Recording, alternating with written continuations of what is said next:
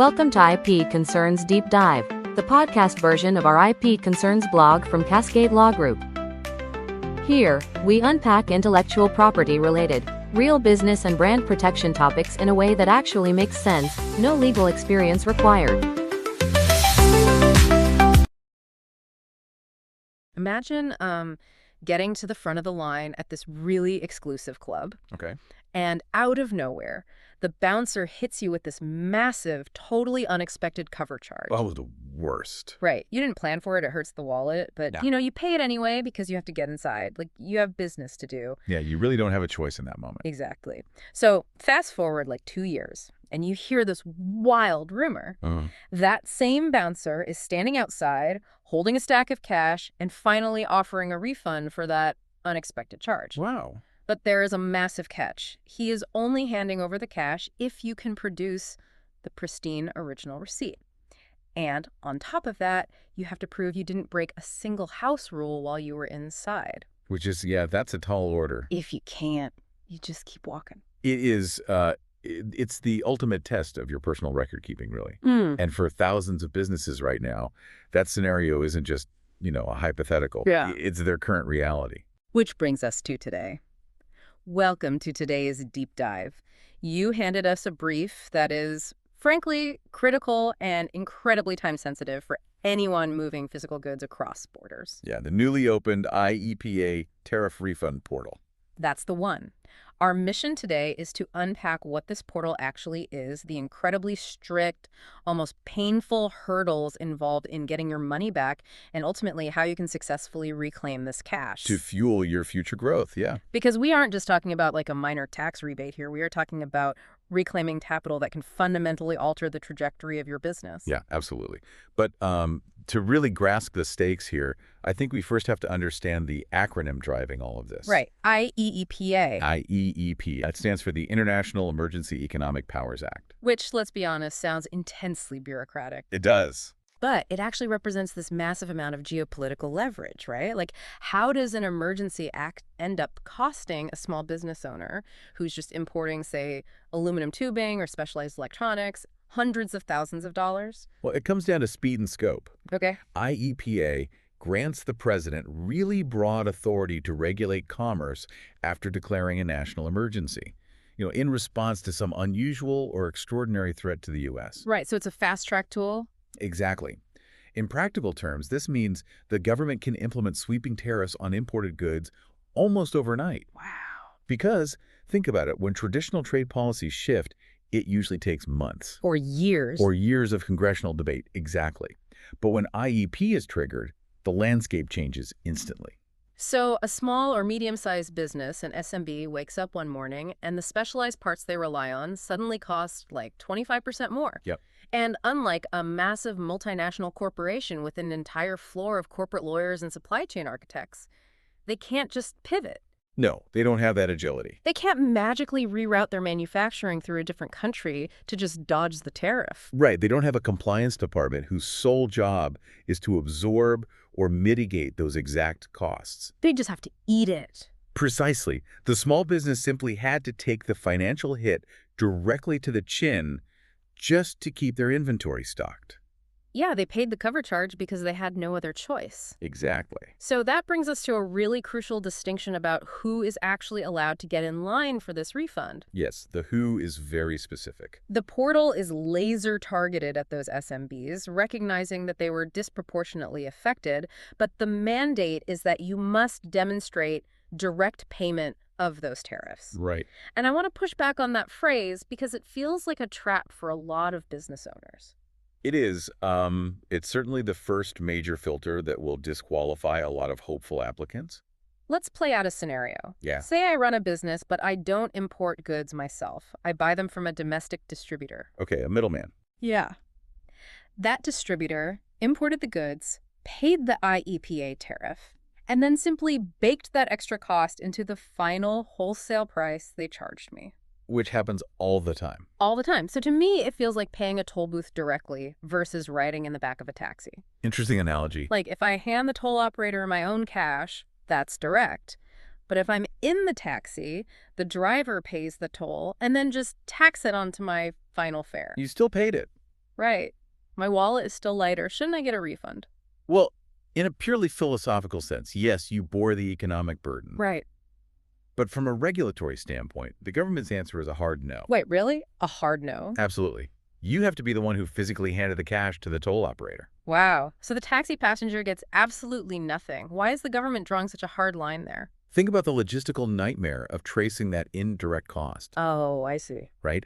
If the government allowed indirect claims, they would have to perform forensic accounting on every single supply chain markup. That would be impossible. Exactly. Did your distributor pass on 100% of the tariff?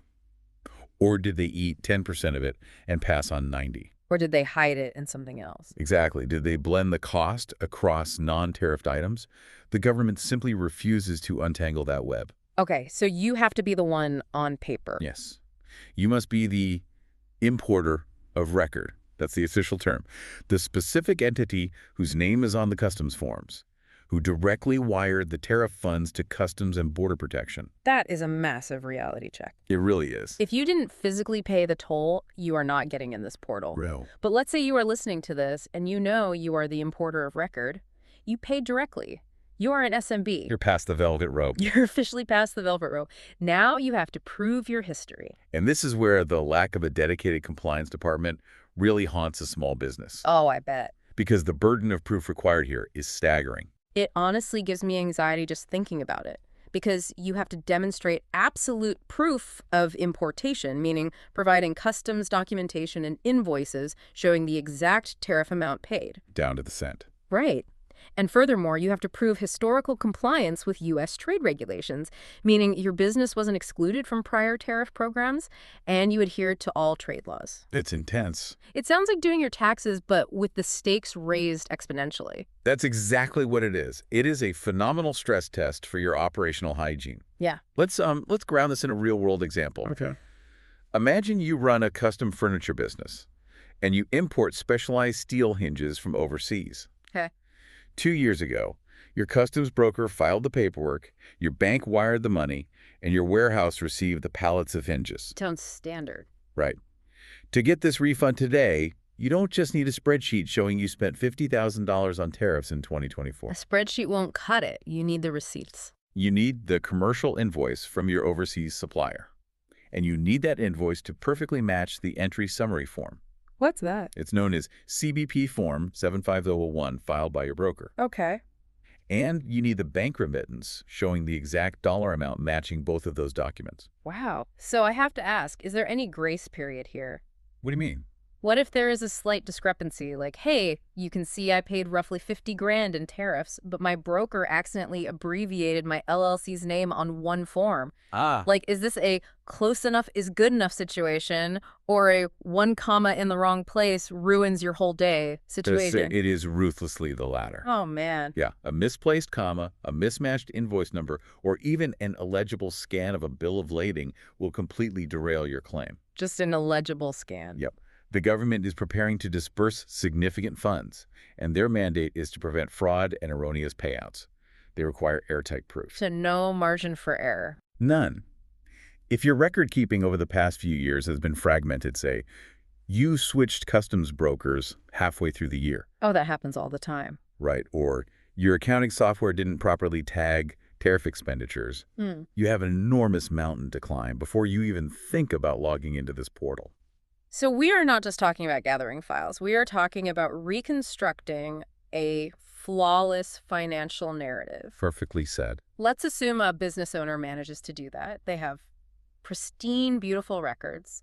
Their customs forms are perfectly organized. Their bank wires match up perfectly. A rare and beautiful thing. Right. So now they are ready to actually face the portal itself. The digital infrastructure. Yes, and we need to move past the basic mechanics of just creating an account. Like, we all know how to set up two-factor authentication and upload a PDF. Sure. What I want to know is what happens after you hit submit. Okay. Because the expectation set by the government is that approved refunds will be processed within 60 to 90 days. That's the target. And in business time, 3 months can feel like an absolute eternity, especially when cash flow is tight and you need that capital. Oh, for sure. But by standard government bureaucracy standards, is 60 to 90 days actually considered fast? I mean, In the realm of federal trade adjustments, Yeah. 60 to 90 days is blistering. Really? Blistering. It is a highly aggressive target timeline for them. But that timeline comes with a massive caveat that applicants often misunderstand. Which is? That clock only applies to a seamless automated journey. Ah, When you upload your documents and punch in your tax ID, you aren't just like sending an email to a government worker who reviews it over coffee. right. There's no guy sitting there reading it. No, you are feeding data into an automated system that is instantly running cross-agency checks. Got it. It is querying your employer identification number against IRS databases, Yeah. cross-referencing your importation data with Customs and Border Protection databases, checking for previous trade infractions. It's doing all of that Instantly. So if everything matches perfectly, the algorithm greenlights it and you get your money in 2 to 3 months. Exactly. But what happens if it doesn't match? What if that misplaced comma we talked about earlier trips up the algorithm? That is when your application gets kicked out of the automated lane Uh-oh. and it gets dumped into the manual review queue. And this is the critical mechanism you have to understand. Okay, I'm listening. The 60 to 90-day clock completely stops. Just stops dead. Stops dead. Your application is now sitting in a digital pile waiting for a human analyst to review it. And let me guess, they are backed up. That human analyst might have a backlog of 10,000 other kicked-out applications to investigate before they even open yours. That is brutal. So a simple clerical error doesn't just cause a minor hiccup. It essentially exiles you to bureaucratic purgatory. Yep. It generates a request for information, or RFI. An RFI. The government sends you a notice asking you to clarify the discrepancy.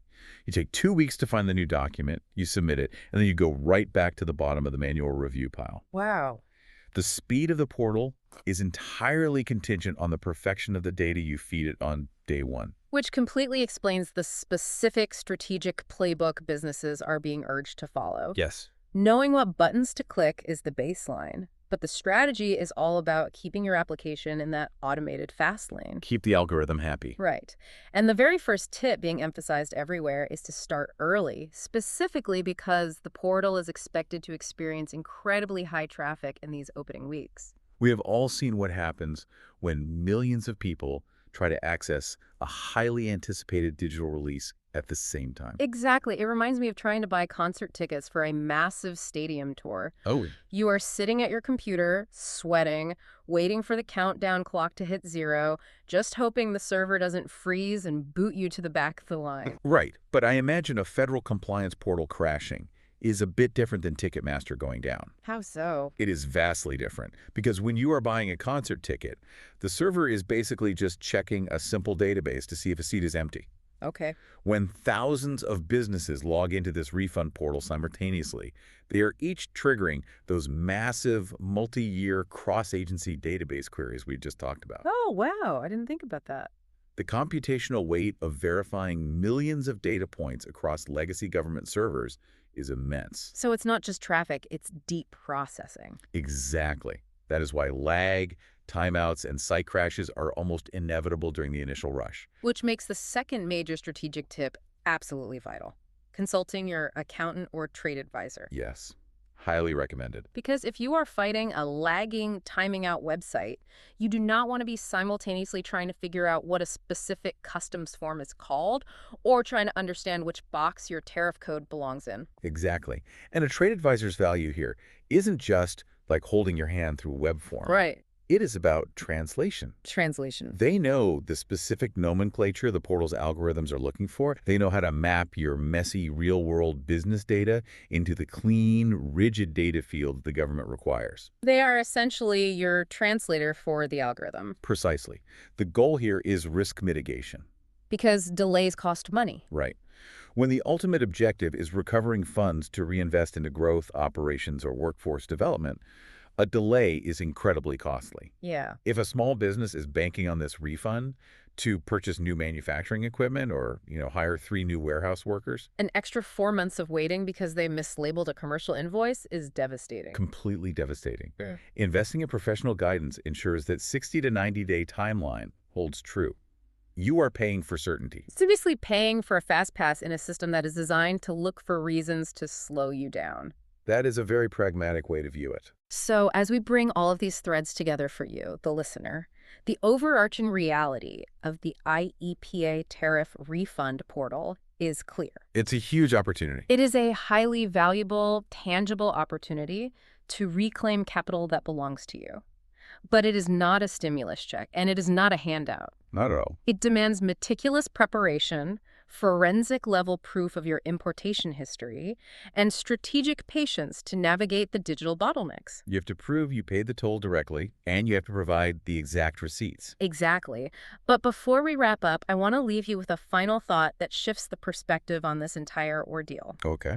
This portal is designed for businesses without massive compliance departments. Right. It is meant to provide relief to the smaller operations that had to navigate these emergency tariffs alone. The ones who took the hit directly. Right. But think about the sheer bureaucratic crucible we just outlined. It's a lot. Gathering pristine, cross-referenced customs documents, proving historical compliance with complex U.S. trade laws, tracking tariff expenditures down to the decimal point to satisfy an automated federal algorithm. Yeah. If a small business successfully navigates this highly complex, unforgiving process without the safety net of a massive corporate legal team, do they come out the other side fundamentally changed? Oh, wow. You are looking at the compliance process itself as a catalyst for growth. Yes. Does this forced crash course in trade compliance inadvertently make that small business a much stronger, more sophisticated player in the global market going forward? I love that angle. Because they aren't just getting a check in the mail. By mastering the strict requirements of this portal, by forcing their internal operations and their record keeping up to this level of government-mandated perfection, are they actually leveling up their entire operational maturity for the future? It is a phenomenal silver lining to consider. Right.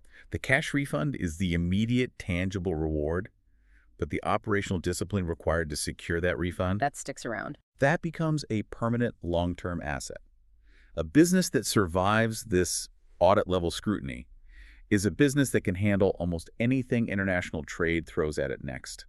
They build the compliance muscle they previously lacked purely out of necessity. Exactly. It is something to seriously mull over as you look at your own operations and begin pulling those files together. Get organized now. Absolutely.